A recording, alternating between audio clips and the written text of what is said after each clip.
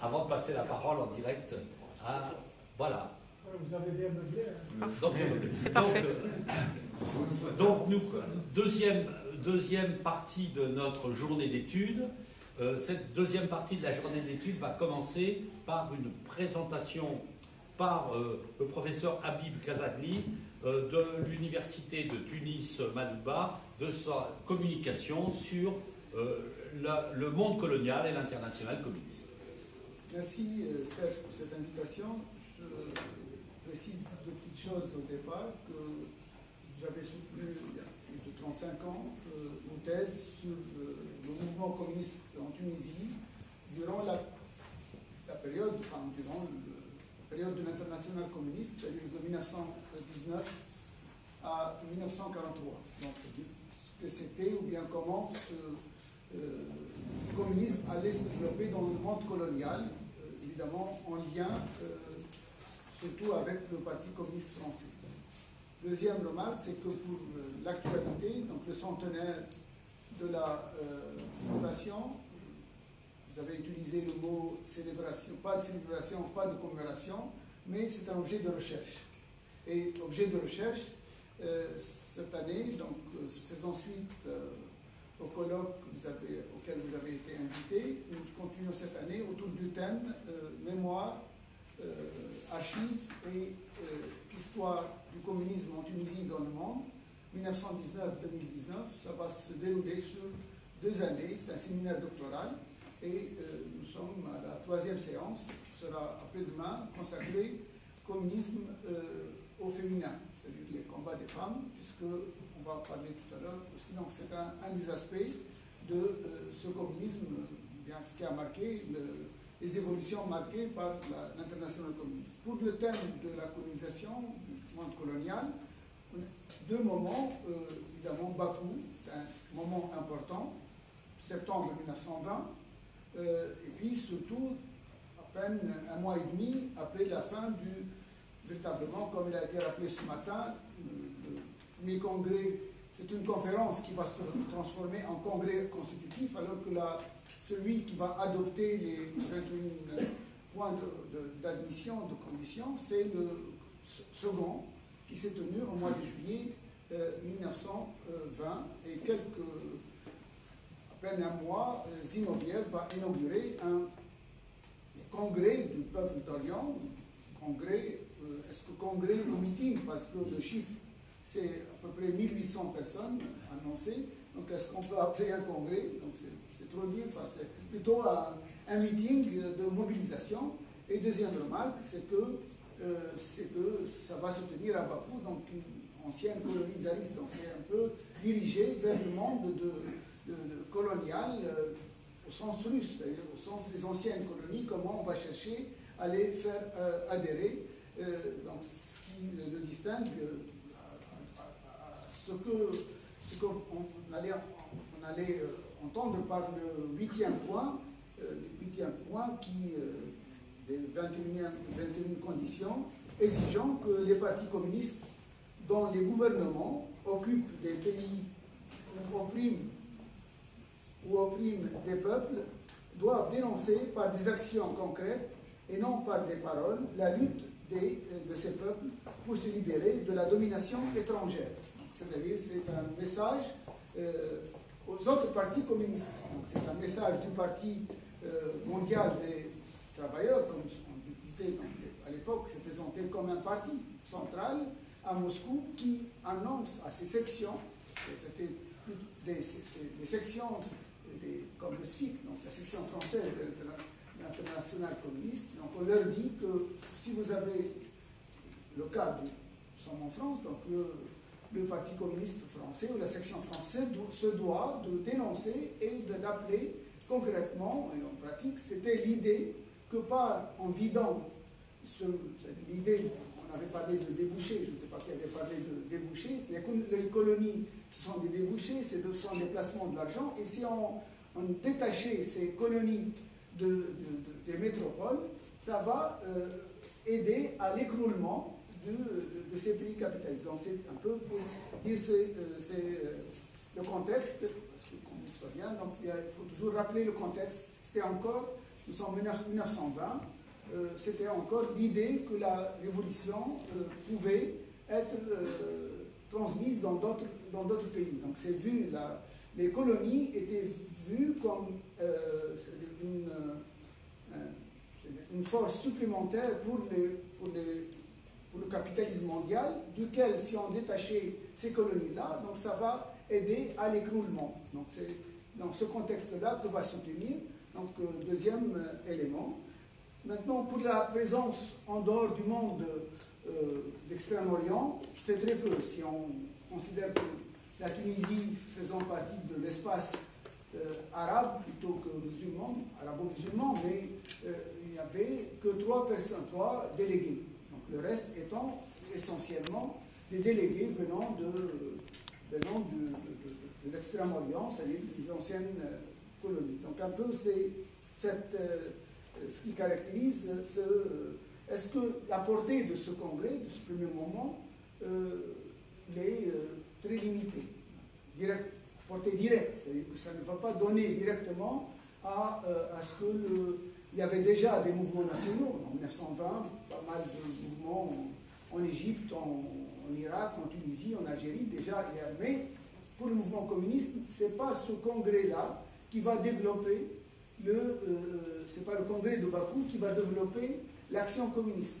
L'action communiste va se développer surtout via un peu les mouvements qui s'étaient développés avant la révolution, avant 1919, c'est-à-dire c'est en lien avec les pays européens. L'essentiel, ce n'est pas Moscou qui va, ou bien ce n'est pas le congrès de Bakou qui va développer le communisme dans les colonies, mais c'est plutôt, avant même que ça ne soit décidé, c'était dans le cadre des discussions dans les anciens, dans le mouvement socialiste. Donc, si je prends le cas que je connais le mieux, c'est la Tunisie ou bien l'Algérie. Donc c'est dans le cadre du parti, de la section française d'Internationale ouvrière, c'est-à-dire le parti, en gros, le parti social-démocrate ou le parti socialiste. Donc c'est au sein des élites européennes ou bien du mouvement socialiste d'origine européenne que va se développer ces discussions-là autour de la question choisir la deuxième ou la troisième internationale et peut-être qu'on aura l'occasion l'année prochaine d'en parler avec le congrès de Toulouse. Donc ce congrès ne va pas avoir des répercussions importantes. La preuve que si on prend le cas de l'Algérie, vous savez qu'il y a eu un incident très grave, c'est celui de la domination, bien, même si on tranche quant à l'adhésion à la troisième internationale, au sens européen, c'est-à-dire choisir entre le réformisme et la révolution, sur des questions de la colonisation, on va rester en deçà, puisque la fameuse crise de la section de Sidi Bou Abbès qui va donner lieu, c'est-à-dire où les communistes d'Algérie, socialistes devenus communistes, mais ils sont devenus communistes pour les grandes questions mondiales concernant le caractère de la révolution, le parlementarisme, etc., mais pas sur la question coloniale, parce que dès qu'ils vont voir le 8e point, ils vont considérer ça,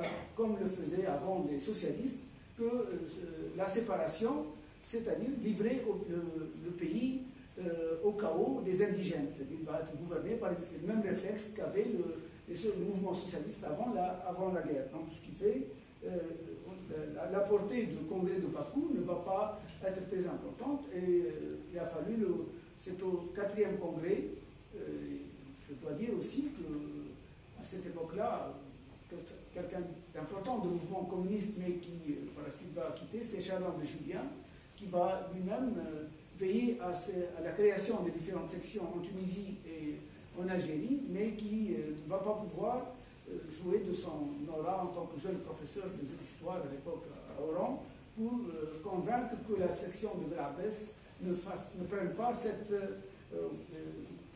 motion qui qualifiait que accepter le 8e point, c'est l'équivalent de liquider ou bien de livrer le pays au chaos.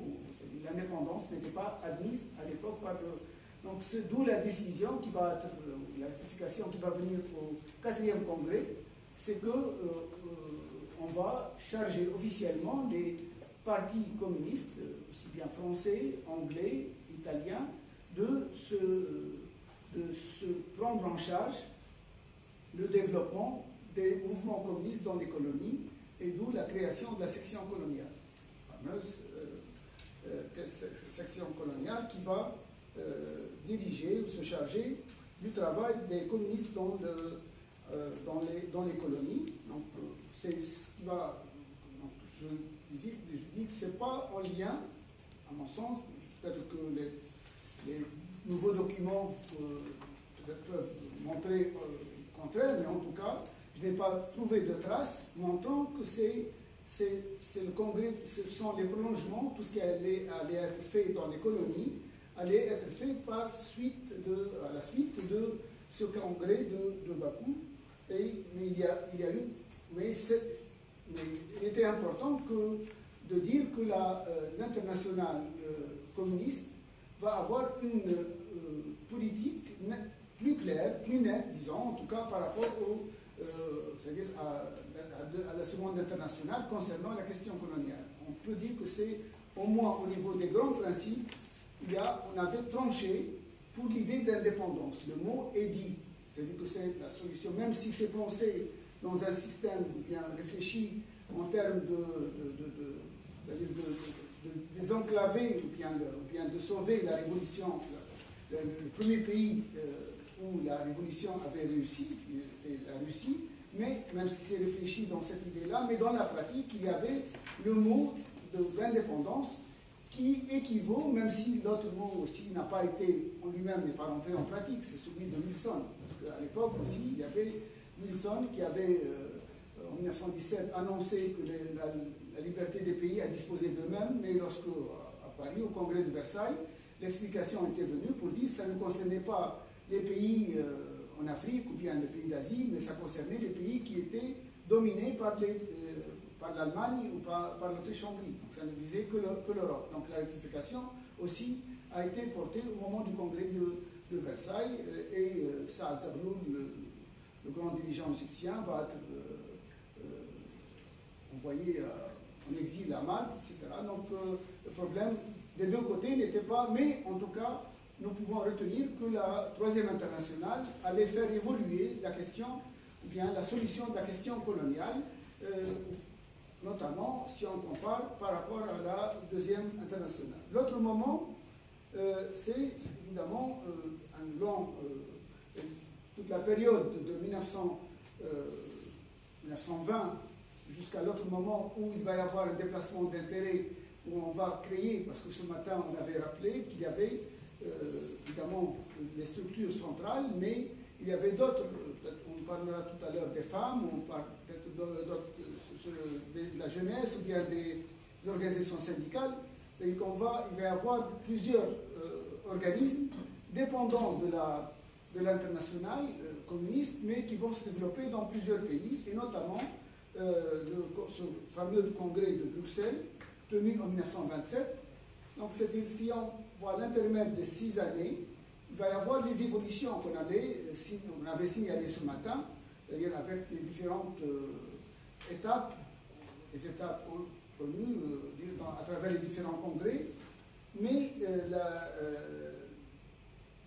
l'intérêt, ou bien pourquoi on va penser en 1927 à créer une nouvelle structure, parce que le plus important dans ce congrès, c'est la formation d'une digue anti-impérialiste. C'est la formation d'un organisme, et celui qui a été d'ailleurs chargé de le faire, c'était le Secours Rouge, un autre organisme qui a été chargé de former ce congrès pour donner lieu à une ligue qui va durer en gros de 1927 à 1936.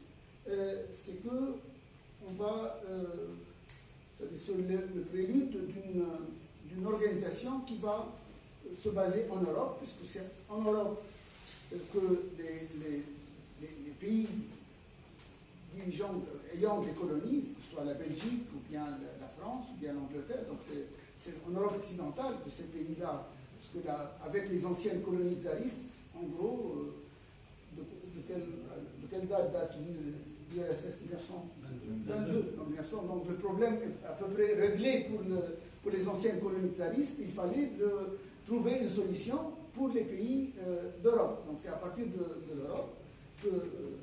et là, les différents congrès, celui de Bruxelles, bien quelques années après, celui de Francfort. Donc à chaque fois, il y a deux types de délégués. C'est les délégués des pays coloniaux qui vont venir des colonies et des pays capitalistes. Donc c'est deux catégories où il y a deux types de représentants qui vont assister. Par exemple, celui de Bruxelles, il y avait 105 représentants originaires des pays opprimés et 70 délégués venus des pays capitalistes. Mais encore une fois, souvent ceux qui étaient en provenance des pays coloniaux, souvent c'est des exilés ou bien des gens qui étaient, c'était pas au sens représentants de mouvements nationaux. Par exemple, j'ai noté que les trois pays que je connais le mieux, à savoir le Maroc, l'Algérie et la Tunisie, il y avait des Tunisiens, il y avait des Algériens, mais c'est des Algériens de l'immigration. On dit que c'était des gens qui étaient soit de l'étoile nord-africaine, c'est dans le milieu de l'immigration qu'a été formé ce noyau communiste nationaliste, mais il a été formé à Paris. Ce n'est qu'au cours des années 30 qu'il va avoir des activités en Algérie.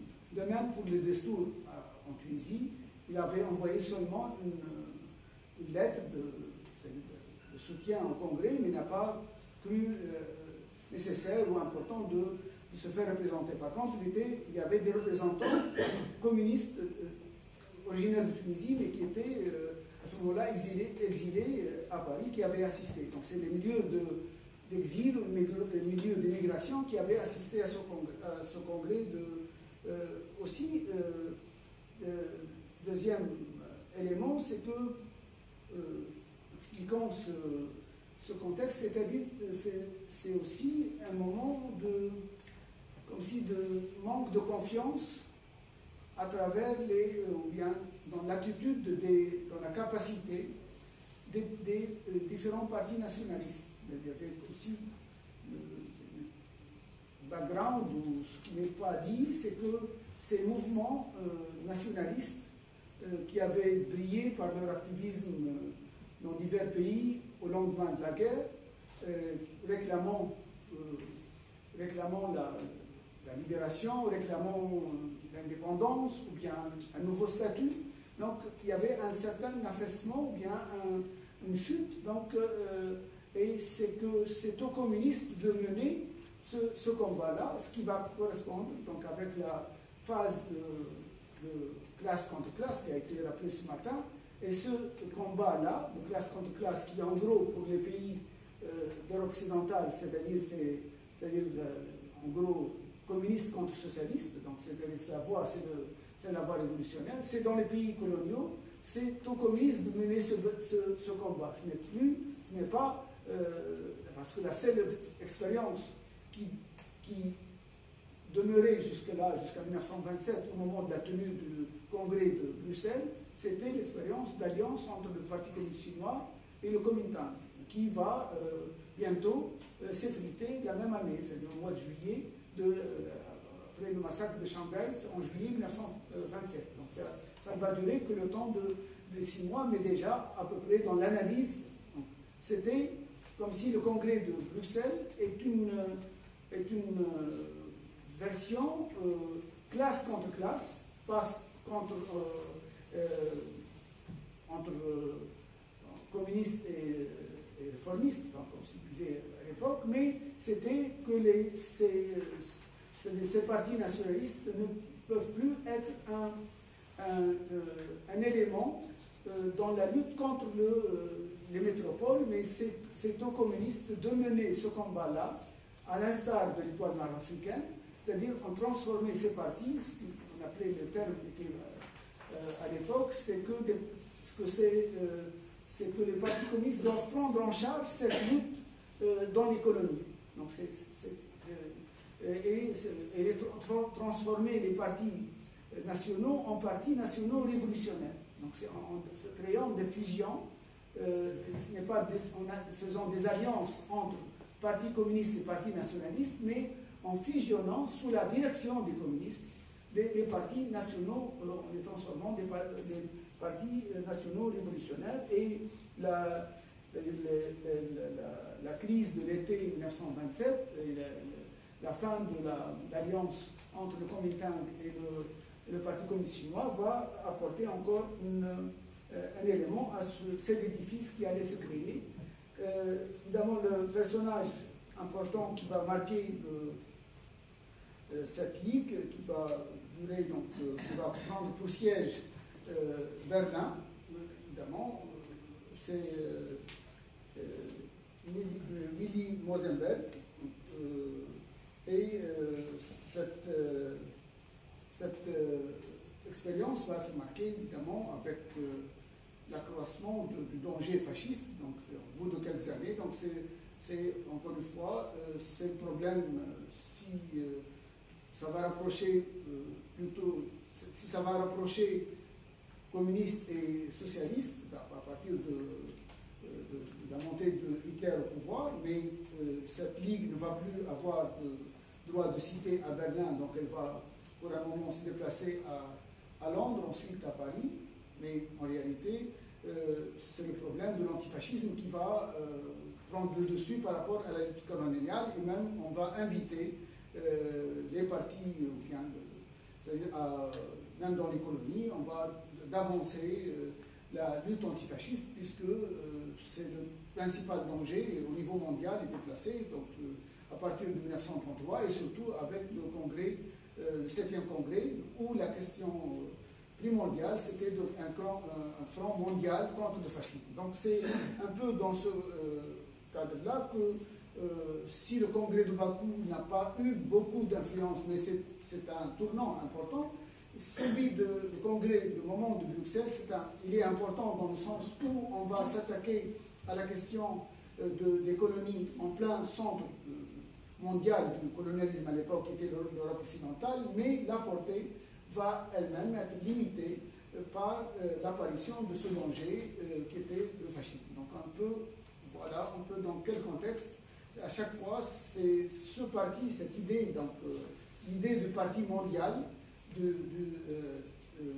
travailleurs qui va rester et qui va aussi canaliser cette vision de la question coloniale, puisque au cours des le Front populaire, si c'était une avancée très importante pour le monde européen, avec toutes les avancées sociales, et si les avancées contre le fascisme, mais ça a provoqué plus ou moins une déception dans les colonies, de la même manière que les avancées des luttes au cours de la Seconde Guerre mondiale, avec l'annonce du projet qui était annoncé, en tout cas pour, de l'Union française, va aller créer au lendemain de la Seconde Guerre mondiale un autre moment de déception, puisqu'on va imaginer le monde, cette fois-ci c'est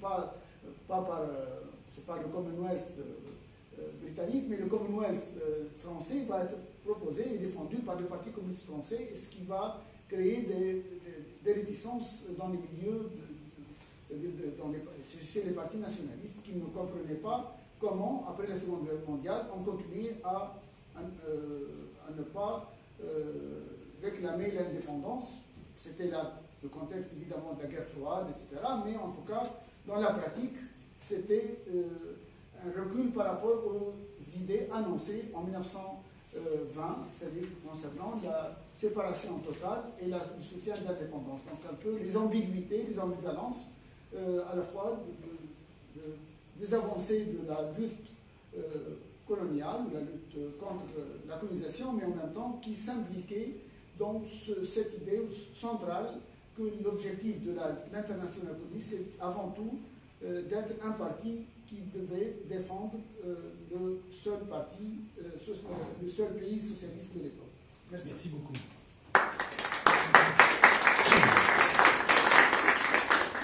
Je vous ai fait gagner comme... Tu étais exemplaire.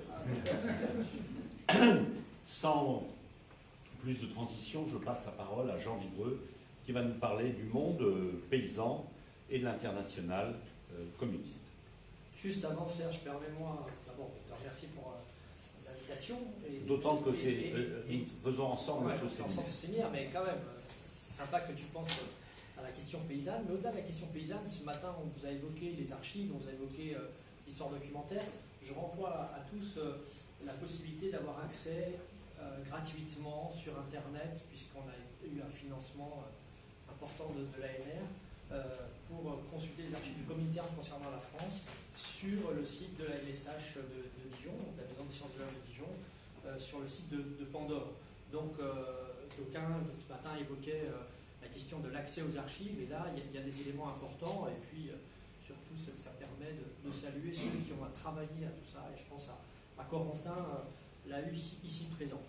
Est-ce que je peux me permettre de compléter en disant que la Fondation Gabriel Péri, qui travaille de façon assez étroite avec les programmes de recherche de la MSH de Dijon, a aussi mis en ligne, avec des succès inégaux, vu l'amélioration qui doit avoir lieu de son site, la possibilité d'accéder à cette plateforme. Hein. Et donc, vous allez voir bientôt le nouveau site de la Fondation Gabriel Péri. Là, ça sera fluide. Vous taperez International Communiste Documents et hop, vous pourrez entrer dans toute cette documentation. Mais en attendant, le plus sûr, c'est d'aller sur la MSH Dijon, Pandore, Université de Bourgogne. Voilà, vous avez l'adresse, et puis d'ici peu, on continue encore le programme, et il y aura d'autres choses qui seront publiées, mises en ligne, cette fois-ci sur l'après 45, puisque le programme Paprika s'arrêtait en 1947. Bon, j'arrête avec ces petites choses et j'interviens, je fais attention au temps, sur l'international communiste et les paysans. Serge a évoqué ce matin les enjeux de la Première Guerre mondiale, de la fin des empires centraux, et surtout de ce qu'on appelle généralement, dans la suite d'Hobsbawm, l'ère des masses. C'est-à-dire comment les peuples qui ont subi cette Première Guerre mondiale vont aussi mettre à l'ordre du jour la question sociale, et ce qui rencontre, bien sûr, la période ouverte par les révolutions russes, évoquées également par Serge ce matin sur l'année 1917, et je ne reviendrai pas là-dessus. Mais surtout, ce qui nous intéresse, c'est comment la mobilisation de l'arrière pendant la Première Guerre mondiale, ce qu'on appelle l'autre front, fait prendre conscience des inégalités, des injustices. Et c'est dans ce contexte qu'en Occident en particulier, en Europe, on lit les événements de Russie depuis février 1917. Pour faire vite et simplifier, donc caricaturer, puisqu'on a 30 minutes, mais le monde des paysans et des ruraux qui a subi de lourdes pertes au cours de la guerre, la grande masse des fantassins, que ce soit dans tous les pays qui étaient belligérants, s'empare de la question sociale et peut se soulever. Et à l'époque, un historien, mais qui en même temps était agrarien, Michel Auger-Larribé, écrivait « Des paysans résignés, on passe aux paysans mécontents ». Et c'est vrai que les révoltes paysannes vont marquer cette sortie de Première Guerre mondiale, que l'on pense au triennat bolchevique en Espagne. Même si l'Espagne était neutre pendant la guerre, elle regarde ce qui s'est passé dans la Russie bolchevique, et vous avez plein de communes, de conseils, de communes bolcheviques qui apparaissent, qui demandent des choses anciennes, portées par les anarchistes, mais qui demandent la réforme agraire. C'est le cas en Espagne, c'est le cas en Italie, avec le Biennio Rosso. On pense souvent aux usines Turin, Milan et les occupations, mais il y a toute l'occupation des terres par tous ceux qui sont rentrés dans la guerre, alors qu'on leur avait promis une réforme agraire qui n'arrive pas au lendemain, bien sûr, de la Première Guerre mondiale. Donc comment les bracantis, les ouvriers agricoles, comment les métayers vont s'emparer des grands domaines fonciers. Et puis on a la même chose aussi en France, moins connu mais présent dans les Landes de Gascogne, comment les métayers vont se révolter et comment c'est perçu à l'époque comme un complot bolchevique, et il y a même une thèse de droit sur le sujet. Donc la question paysanne, d'emblée, elle rencontre la radicalité et l'âge révolutionnaire. Et donc, sans revenir sur également ce qui a été évoqué ce matin, quand Lénine décide en mars 19 de créer la Troisième Internationale, au Comintern, Serge a évoqué la course de vitesse avec le reste du mouvement ouvrier pour diriger les masses. Il s'agit de récupérer non seulement les militants socialistes du monde entier, et il y avait une implantation socialiste dans le monde rural, souvent méconnue parce qu'on a toujours une vision ouvriériste, mais elle existait aussi dans le monde rural, et surtout de s'occuper, avec le front unique évoqué après le reflux de 1921, d'aller chercher d'autres alliés à la Révolution, d'aller chercher le monde paysan. Et le monde paysan, le monde rural, participant effectivement de cet attrait et de cette volonté d'encadrer les masses pour apporter autre chose. Donc on voit bien deux enjeux dans cette logique. D'abord, bien sûr, la politisation par le haut, et on est en écho total avec ce que disait Jean-François ce matin, c'est-à-dire une internationale et la logique de verticalité, ne serait-ce que par rapport à la langue, et on fera un petit peu sur l'anglais tout à l'heure, et puis surtout dans une internationale qui va de plus en plus être centralisée, centralisatrice, et même jusqu'à son entière stalinisation. Et donc là, on sera, et ça fera écho aussi au débat Boukharine-Staline de ce matin que Boris avait évoqué.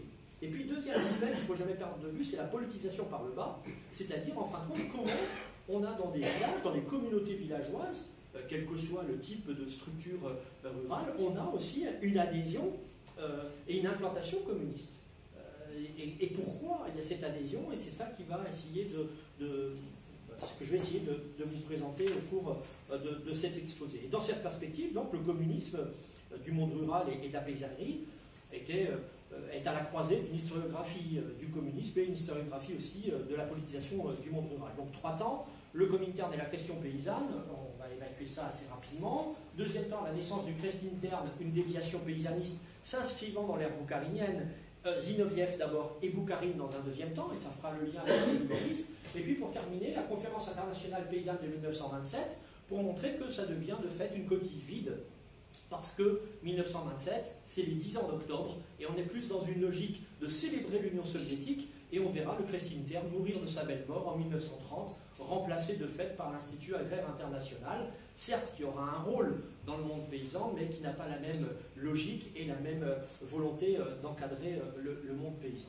Alors, cette vision du monde rural, on l'a souvent dans ces affiches soviétiques, celle de Moore, prolétaire de tous les pays, unissez-vous. Alors, on ne va pas faire un commentaire de l'affiche en elle-même, même si on a le garde rouge, si on a le forgeron qui forge le monde nouveau, on est vraiment dans une reprise d'un idéal du mouvement ouvrier ancien, etc., de l'internationalisme. Ça, on le reverra, mais en arrière-plan, vous avez le paysan. Alors, est-ce que c'est un logique? On pourrait en reparler, mais dans cette logique de cette alliance et de cette recherche de cette alliance, cette fraternité en quelque sorte importante sur laquelle on reviendra. Donc c'est au deuxième congrès mondial du Comintern, donc comme l'a rappelé Serge ce matin, le congrès de fondation, véritablement, que les thèses agraires élaborées par Lénine sont mises en place et que la question paysanne est analysée au prisme du poids du monde rural dans les sociétés européennes et mondiales. Parce que certes, s'il y a l'âge industriel, s'il y a la révolution industrielle, et si on est au cœur projet qui emprunte à Marx sur la Révolution et les enjeux de la Révolution et le prolétariat comme moteur de la Révolution, le monde rural est encore fortement important, ne serait-ce qu'en Russie en tant que tel, on y reviendra tout à l'heure. Mais c'est ailleurs, même Marx le disait, souvent on lui attribue la formule sur les sacs de pommes de terre, c'est une lecture erronée, parce que les rééditions et les dernières analyses de Marx jugeaient le potentiel révolutionnaire de l'Inde, jugeait le potentiel révolutionnaire de l'Asie, et donc le potentiel révolutionnaire aussi du monde rural et d'une paysannerie. Alors effectivement, pas d'une riche paysannerie, mais des ouvriers agricoles, des journaliers, des métayers et des fermiers. Donc ça participe effectivement de cette logique. Donc dans ce deuxième congrès, c'est l'allemand Ernst Mayr qui présente le rapport, alors très classique, je vous en cite un mot, le rôle moteur est confié au prolétariat industriel des villes, dirigé par le Parti communiste, qui peut seul libérer les masses laborieuses des campagnes du joug des capitalistes et des propriétaires fonciers. Là, on est bien dans une logique de domination ouvrière par rapport au monde paysan. Mais dans cette optique, le CEIC, donc le Comité exécutif d'international communiste, s'adjoint à une commission agraire. Et dès 1920, donc dès le départ, on a une commission agraire qui s'intéresse, en fin de compte, qui se tourne vers les problèmes des petits paysans, des ouvriers agricoles, notamment en Europe centrale et orientale, situés plus près de la Russie, effectivement, et qui connaissent des agitations révolutionnaires que l'Espagne, le Portugal, la France ou l'Amérique latine, mais quand même, on a certains délégués, et j'y reviendrai tout à l'heure. Et puis, deuxième aspect dans le Comintern et la question paysanne, alors c'est toute cette mise en scène de la fraternisation, comment on célèbre un an après octobre 1917, là encore, vous avez le forgeron qui forge un monde nouveau, qui en détruit l'ancien monde, c'est l'ancien et le nouveau, hein, c'est véritablement ça. Hein. D'ailleurs, je crois que la ligne générale devait s'appeler l'ancien et le nouveau. Le film d'Eisenstein qui intervient sur ces enjeux-là. Et puis de l'autre côté, le garde de cette porte vers un monde radieux, etc., c'est le paysan. Et on est au cœur de cela. Il y a même d'autres affiches, hein, comme celle-ci, un peu plus tardive, et j'y reviendrai dans un instant sur celle-là. On a toujours cette fraternisation, celui qui forge un monde nouveau et celui qui est le paysan qui nourrit. Mais quelques années plus tard, donc, on assiste à une fondation d'une internationale paysanne en tant qu'organisation de masse du Comintern et qui cherche ce souci de trouver des alliés de la révolution. J'y reviendrai, c'est la naissance du Christintern. Donc ce Christintern, ou Centre paysan international, a un rôle pendant la période 1923-1927. 1930 c'est vraiment la fin, mais c'est 4 années là, fondamentales, et en particulier au cœur de la période boukarinienne. Donc les buts généraux de cette nouvelle internationale, tels qu'ils sont élaborés et formulés dans ces statuts, c'est, je cite, de favoriser la lutte pour la libération de la paysannerie du monde entier, du joug séculaire et de l'oppression par les grands propriétaires terriens, et aussi les capitalistes. On rajoute les capitalistes, mais en général, c'est plutôt l'aristocratie foncière qui est visée. Ainsi que, deuxième aspect, la défense des intérêts des masses paysannes les plus larges du monde entier et l'amélioration de l'économie paysanne. Et ça, c'est très intéressant parce que ça nous amène à cette affiche. Le but principal est la création et la consolidation d'une liaison très étroite entre les organisations paysannes coopératives, économiques et politiques de tous les pays. Et la proposition qui est faite, c'est la fusion entre le village et la ville. Et là, vous le voyez bien sur cette affiche, c'est l'aspect circulaire. C'est l'aspect, on est dans une même économie, les campagnes nourrissent, et puis les ouvriers font les outils dont ont besoin les paysans, et c'est dans une vision de fusion entre le village et la ville, afin de rompre et de dépasser le clivage instauré par les agrariens. Ville contre campagne ou campagne contre ville, les agrariens considérés comme la droite traditionnaliste du monde rural. Petite incise, qui n'a rien à voir avec l'exposé d'ici, mais je pense que ça a marqué durablement la culture maoïste. Que Mao Zedong et toute la logique de mise en œuvre de ce qui se joue en Chine sur l'après 1949 se joue dans cette fusion entre ville et village, participe aussi de ces éléments fondateurs d'une identité particulière. Revenons à l'international, et l'alliance des paysans de la classe ouvrière, c'est bien sûr les mots d'ordre de Zinoviev, c'est le front unique que Serge a évoqué ce matin, et on a besoin de nouveaux alliés, puisque la révolution est terminée, enfin, ou au moins a été stoppée, et qu'il faut passer à un autre horizon. Et dès lors, eh bien, la mise en œuvre du Conseil paysan international, ça nous pose la question de, s'agit-il simplement, pour le monde paysan, d'un seul allié conjoncturel, à un moment de reflux de la vague révolutionnaire, ou, autre question, d'une dérive agrarienne ou paysaniste du Comintern. Et c'était donc mon deuxième temps, à la naissance du Christintern, une déviation paysaniste. Effectivement, ça participe de quoi? Le premier congrès international paysan a lieu à Moscou du 10 au 16 octobre 1923, en même temps que l'exposition agricole de Luxe. Et c'est ça qui est aussi très intéressant, c'est qu'à chaque fois qu'il y aura un grand congrès des paysans et du monde du Christintern, c'est toujours au regard de ce qui se fait dans l'Union soviétique, comme si c'était valoriser, bien sûr, le projet soviétique. Alors, l'acteur principal, c'est celui qui a fait ce dessin, à gauche, c'est dans les archives du Christintern, on retrouve la fraternisation, etc. C'est un Polonais, c'est Thomas Dombal, qui est un ancien député du parti paysan polonais, donc qui n'était pas forcément progressiste, plutôt allié de Pilsudski à ses débuts, mais qui a été retourné et qui est passé au Comintern. On a souvent ces passages de gens venant de partis soit démocrates chrétiens ou partis agrariens qui sont intégrés au Comintern. Le deuxième grand exemple, c'est Guido Milioli, l'Italien, qui a participé aux grèves du Biennio Rosso, d'occupation des terres en Italie, et qui ensuite devient un des acteurs du Christintern, du Comintern, qui va écrire un ouvrage, puisqu'il était démocrate chrétien, de Rome à Moscou, de Rome dans sa vision catholique des choses, et ensuite à Moscou dans sa vision communiste. Donc à ce premier congrès, on peut entendre différents militants européens et même mondiaux, Varga qu'on a évoqué, qui fait une situation de la paysannerie dans les pays capitalistes, et puis Marius Vazeille, qui vient de France, qui est un des premiers fondateurs. Mais 5 secondes, et je fais attention quand même au temps, mais pour vous expliquer l'ambiance dans laquelle se fonde ce Christintern, je voulais vous lire ce que Dombasle déclare au Congrès, et ce qui est repris après dans la correspondance internationale. Notre agitation et notre propagande doivent renforcer l'aspiration des masses paysannes à la suppression du capitalisme et leur donner la conviction que l'accomplissement de leurs désirs n'est possible qu'en union étroite avec le prolétariat. On s'inscrit totalement dans les thèses évoquées tout à l'heure. Zinoviev a signalé avec justesse l'expérience russe qu'il faut utiliser intégralement. Donc la figure imposée, on la remet. Il a raison également d'affirmer que nous ne pouvons marcher dans la voie des SR, socialistes révolutionnaires, que nous devons rester un parti prolétarien s'appuyant sur les paysans. Quelle forme de collaboration devons-nous choisir pour consolider d'une part l'alliance entre le prolétariat et les masses paysannes, et d'autre part soustraire cette alliance au danger de l'influence petite bourgeoise? En Occident, et c'est ça qui est très intéressant, nous devons accomplir à la campagne le travail préparatoire exécuté en Russie avant la Révolution par les socialistes révolutionnaires. Car en Occident, nous n'avons pas de parti qui ait déjà accompli avant nous cette œuvre. Il nous faut gagner les masses paysannes et les relier organiquement à nous.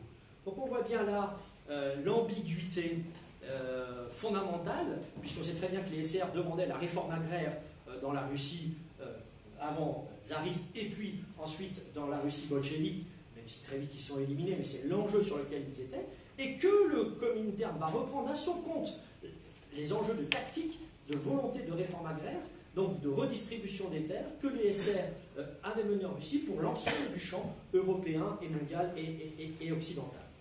Alors, ça, c'est vraiment au moment de cette création, et ça ne va faire que s'amplifier, et c'est pour ça que l'on peut évoquer, de fait, l'idée d'une déviation agrarienne ou d'une phase agraire ou paysaniste du Comintern qui va de 24 à 27. Donc, qui commence sous l'ère Zinoviev, avec Dombasle, et qui est repris, bien sûr, sous l'ère boukarinienne.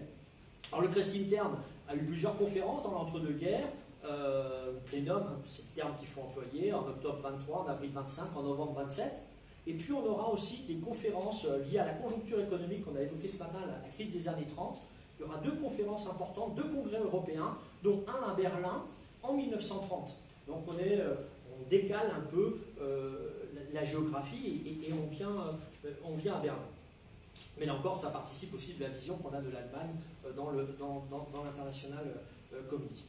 Alors ce Christintern dans la phase agraire du Comintern, qui sont ses principaux acteurs? Alors au-delà du secrétaire général Smirnov russe, donc on voit encore l'emprise du parti soviétique par rapport à ce qui a été dit ce matin, Thomas Dombasle, donc notre polonais que j'évoquais tout à l'heure, et puis on y retrouve Vazeille de France, on y retrouve Bürgi d'Allemagne, Ridlo de Tchécoslovaquie, Gorov de Bulgarie, Hérault de Scandinavie, Green des États-Unis d'Amérique, Galvan du Mexique, Ten Ajazi du Japon et Nguyen Ai Quang d'Indochine et des colonies. Donc il y a quand même une volonté beaucoup plus large et qui nous invite à penser aussi ce que je disais tout à l'heure sur les enjeux de la révolution et le potentiel révolutionnaire que Marx avait défini ailleurs dans le monde, autant en Amérique latine, autant dans les colonies également que sur la partie asiatique.